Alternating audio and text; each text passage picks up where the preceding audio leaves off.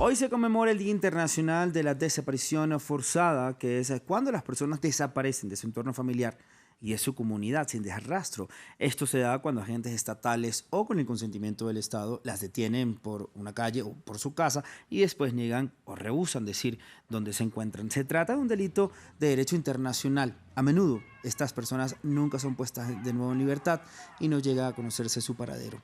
Muchas de estas víctimas sufren tortura y viven con el temor constante de que las maten y saben que su familia desconocen por completo su ubicación y que no es probable que alguien acuda en su ayuda. Saludamos entonces a Luz Marina Monzón. Ella es directora de la Unidad de Búsqueda de Personas Dadas por Desaparecidas en Colombia. Además, es abogada. Luz Marina, un gusto tenerla en nuestro estudio de Directo América de France 24. Gracias por estar con nosotros. Muchas gracias, Raúl, a ti, a toda la audiencia. Un saludo muy especial.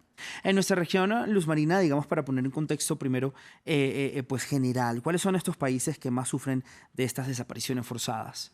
Bueno, los países que en este momento vergonzosamente dan unas cifras bastante grandes de desaparición son Colombia en primer lugar, México, Brasil, son los países con mayor reportes de desaparición, pero también se ha presentado la desaparición forzada en el continente, en Argentina, en Chile, en Uruguay, en mismo Perú, que fue, luego del conflicto se hizo una comisión de la verdad que dio cuenta de más de 20.000 personas desaparecidas durante el conflicto armado, pero como te das cuenta, esta no es una cifra que se compare con las dimensiones cuantitativas de Colombia, que tiene más de 100.000 desaparecidos, y de México, que está por los 100.000 desaparecidos, pero estas cifras no pueden verse como una cifra cerrada.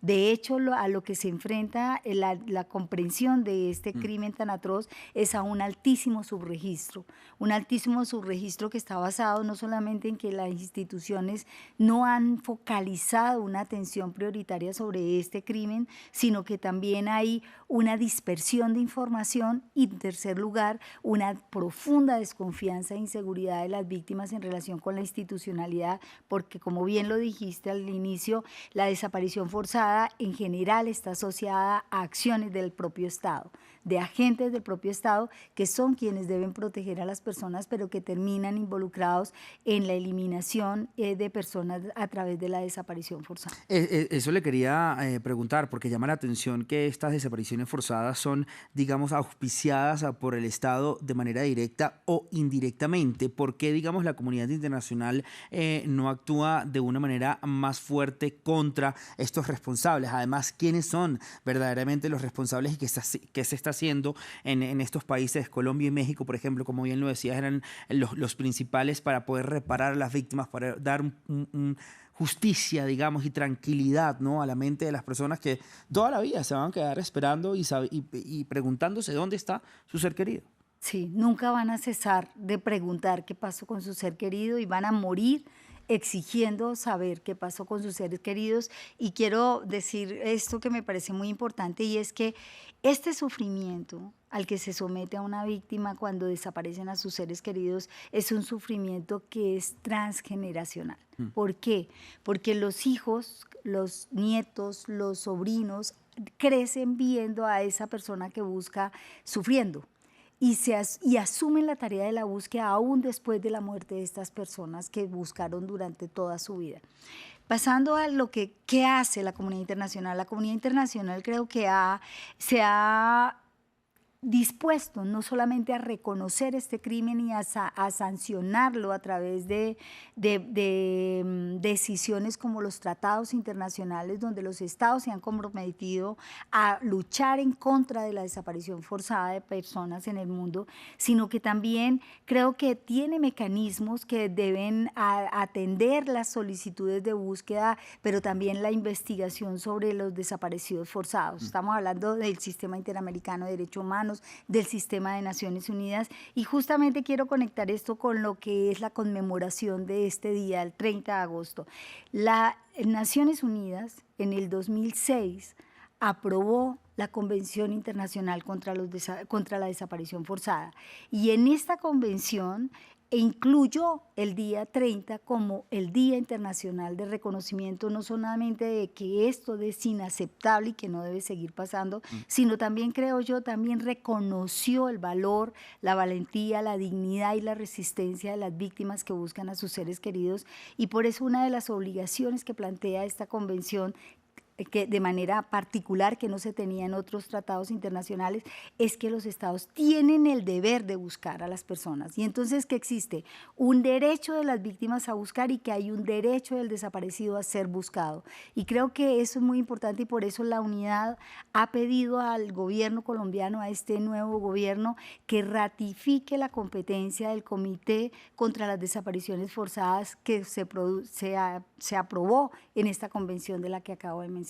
Y digamos que, bueno, con lo que está diciendo, no sé si hay un palo en una rueda. ¿En qué sentido? Si el Estado las desaparece, ¿cómo entonces después uno le pide la justicia al Estado y que el Estado las busque?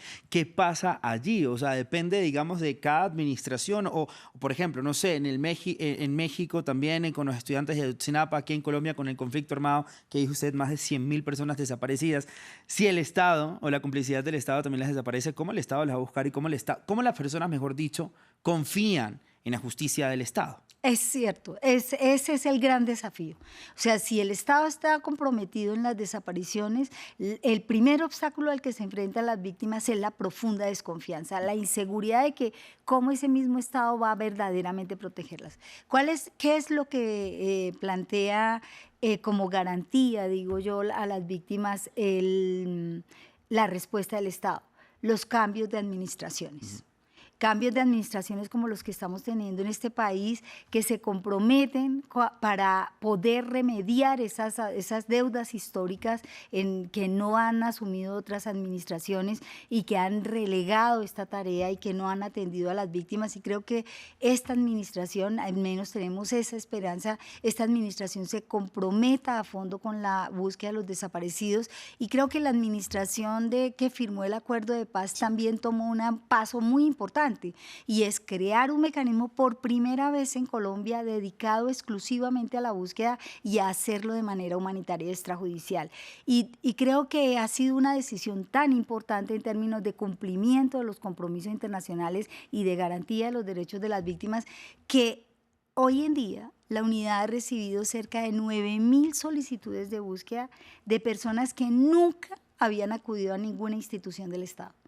Eso es muy significativo porque creo que esa confianza se va ganando, ¿no? Se va ganando a medida que hay unas condiciones de institucionalidad que se compromete verdaderamente con esta tarea, pero que también trabaja con ellas, que hace el trabajo con ellas, que las escucha, que las acompaña, las asesora en esa búsqueda, y eso es lo que viene haciendo la unidad. Y creo que ir dando resultados, sí, ir esclareciendo lo que ha pasado, va dando la confianza. Luz Marina, ¿quiénes son las personas, el grupo de población, digamos, que sufren más de estas desapariciones forzadas? Bueno, las desapariciones forzadas en un contexto como el colombiano, que se ha prolongado durante décadas esta práctica, es decir, no estamos hablando como los periodos de las dictaduras en Latinoamérica, donde tú podías ubicar en un periodo histórico, es preciso las desapariciones. En Colombia tenemos un periodo desde al menos 1948 hasta hoy de desapariciones forzadas. Entonces, cuando la prolongación del tiempo mantiene una práctica de estas, tú tienes que entrar a la clarificación de cuáles son los hitos históricos de la desaparición para saber no solamente cuáles fueron los métodos de desaparición, sino quiénes estuvieron involucrados y cuáles fueron las personas objeto de la desaparición. Entonces, nosotros hemos venido identificando al menos 3 hitos históricos de la desaparición. El de los 70 y los 80, que es la desaparición forzada desarrollada por agentes del Estado, dirigida principalmente por quienes se consideraban que eran insurgentes o personas que apoyaban a los insurgentes, personas que fueron detenidas, torturadas y desaparecidas.